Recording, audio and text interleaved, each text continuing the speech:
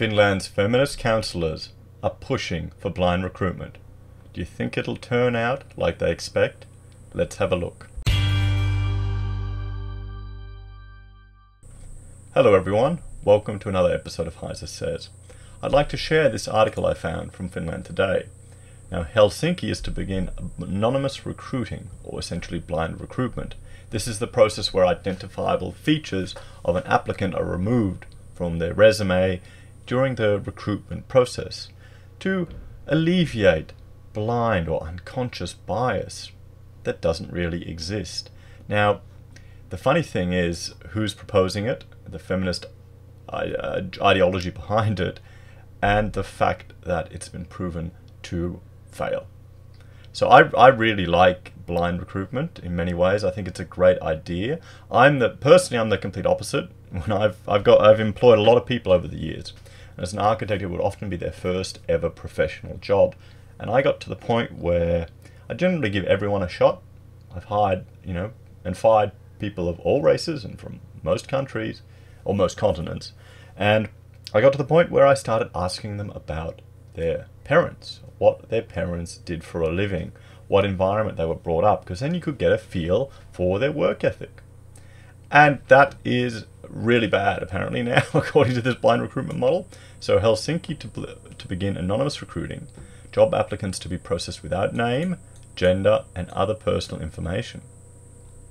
The city of Helsinki, one of the largest cities in Finland, if not I know it's the largest employer. So the initiative was created by town councillor Soldan Siad Ahmed with 37 of his colleagues last May. It was accepted unanimously by the city board late on Monday evening. Now let's have a look at Ahmed here. I found this from Feminism in Motion, a Finnish website that's been translated.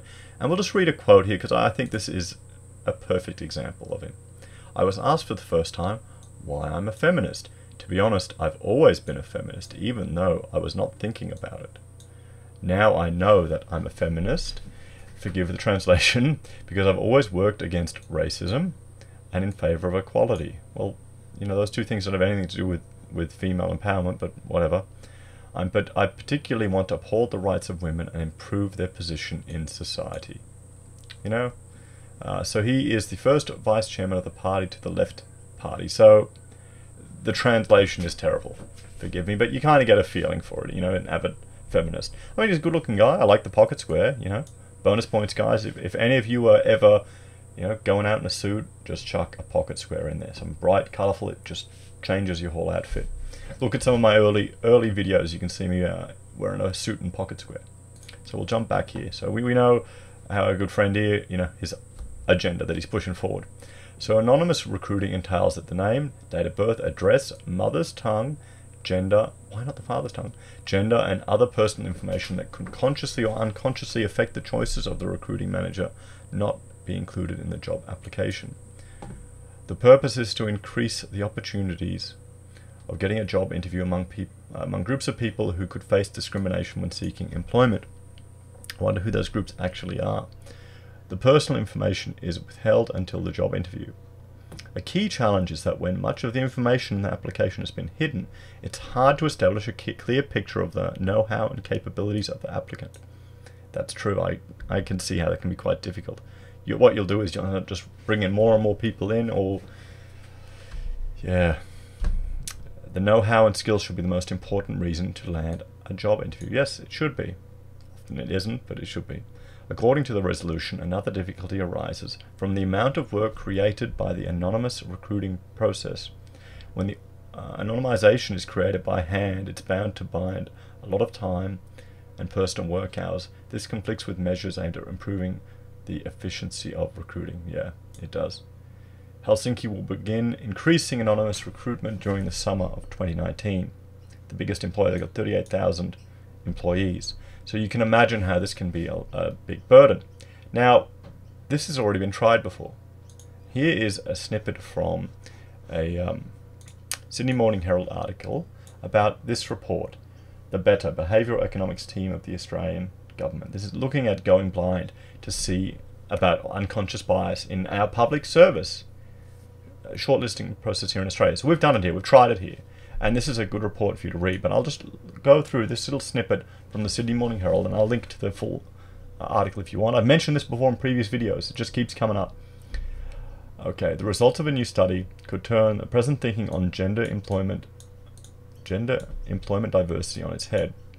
In the study published today, which isn't today, the Nudge Unit from Malcolm Turnbull's Department of the Prime Minister and Cabinet used 2,100 public servants from 14 departments to assess applicants for hypothetical senior roles in their organisations. The bureaucrats were randomly assigned traditional or blind applications. The researchers found the public servants engaged in positive discrimination towards female and minority candidates. So what does that tell you? That tells you if you have a non-blind, traditionally they're discriminating in favour of these people, so they must be discriminating against men and non-minority candidates. Participants were 2.9% more likely to shortlist female candidates and 3.2% less likely to shortlist male applicants where they were identifiable, compared with when they were de-identified. Minority males were 5.8% more likely to be shortlisted, and minority females were 8.6% more likely to be shortlisted when identifiable, compared to when applicants were de-identified. So do you think our good friend here, who works against racism and in favour of equality, and he wants to improve the status of women in society, will be happy that implementing these blind processes will actually work against what he wants? Do you think? Let me know in the comments what you think, guys. How long do you reckon? Maybe a year before we see an article about this appearing up again, that they're moving away from blind recruitment? You know, the positive discrimination was strongest for Indigenous female candidates, who were 22.2% more likely to be shortlisted when identifiable, compared to when applicants were de-identified. Well, yeah, it shows you. Yeah, I can't say that's surprising. And, you know, Finland will just have to learn the implications of this, that the best way to improve women's position in society and work against racism and equality is through capitalism. It's through the free market, through reducing red tape and giving people opportunities. But somehow I don't think someone from a left party would appreciate that take. Guys, thank you for joining me for this episode. Please like, share and subscribe, and let me know in the comments what you think. How long do you reckon? 1 year? 2 years? Or will we never see another article? I'll see you all again next time. Bye for now.